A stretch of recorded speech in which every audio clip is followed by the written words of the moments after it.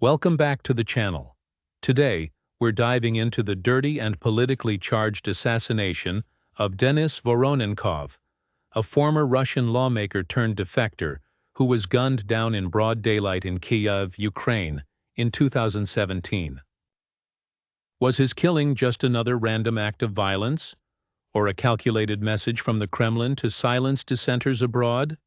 Let's uncover the truth behind this high-profile assassination that sent shockwaves across two nations. Who was Denis Voronenkov? Denis Voronenkov was a former member of the Russian State Duma and a loyalist of the Kremlin, until he wasn't. In 2016, he fled to Ukraine with his wife, fellow ex-lawmaker Maria Maxakova, seeking political asylum.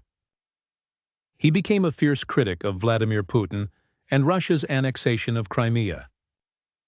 Voronenkov also began cooperating with Ukrainian prosecutors, offering testimony against former Ukrainian President Viktor Yanukovych, a Putin ally. His sudden transformation from insider to whistleblower made him a prime target in the eyes of the Russian state. The assassination, March 23, 2017. Just before noon, outside the Premier Palace Hotel in central Kyiv, Voronenkov was shot multiple times by an assailant. The shooter, later identified as a Ukrainian national with alleged ties to Russian intelligence, was killed in a shootout with Voronenkov's bodyguard. The attack was swift and public, carried out in broad daylight, showing professional precision and intent. Ukrainian President Petro Poroshenko immediately called it an act of state terrorism by Russia. For many, it was a clear signal. Defection comes at a deadly price. Why it's considered dirty?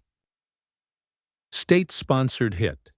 Ukrainian intelligence linked the assassination to Russian security services. High-profile defector silenced. Voronenkov's testimony threatened to expose key links between Moscow and pro-Russian Ukrainian figures. Public execution style. The attack wasn't just a killing, it was a message to other defectors and critics. Denial and deflection.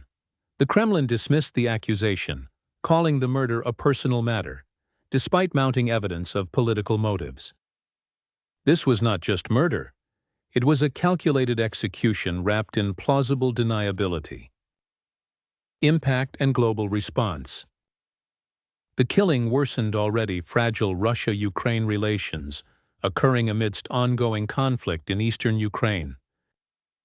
It drew condemnation from Western governments, who viewed it as another instance of Russia exporting repression. Voronenkov's death discouraged others in Russia's elite from speaking out, reinforcing the culture of fear around dissent. His assassination became yet another chapter in the global playbook of political silencing. The assassination of Denis Voronenkov wasn't just the silencing of a political figure. It was a public warning to all defectors who dare to speak out. His murder highlighted the lengths powerful regimes will go to control their narratives and punish betrayal, even across borders. If this episode opened your eyes, be sure to like, subscribe, and hit the notification bell for more deep dives into political intrigue and covert operations. What do you think? Was this justice, revenge, or pure intimidation? Share your thoughts in the comments. Until next time, stay curious.